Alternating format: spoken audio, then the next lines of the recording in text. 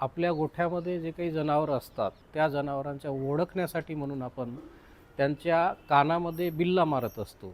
त्या जनावराला एक नंबर देत असतो आणि तो बिल्ला हा त्या जनावराची ओळख असते.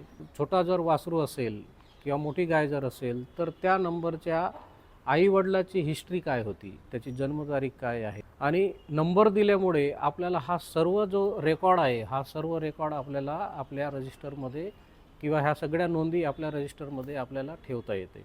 तर विमा काढताना आपण त्या पर्टिक्युलर जनावराचं सगळं वर्णन देत असतो, त्याची वय देतो आपण, नंबरनुसार आपण ते विम्याच्या फॉर्ममध्ये आपण सगळे इत्थंभूत माहिती भरून मग आपण त्याचा विमा काढत असतो. त्या जनावराला कोणत्या कोणत्या वॅक्सिन झाल्या, कोणत्या डेटला झाल्या, कोणत्या तारखेला आपण किंवा कोणत्या वयामध्ये कोणत्या वॅक्सिन दिलेल्या आहेत, तर हा एक नोंद करण्याचा आणि त्या जनावराला नंबर देण्याचा हा एक महत्त्वाचा उद्देश आणि महत्त्वाचा फायदा आहे.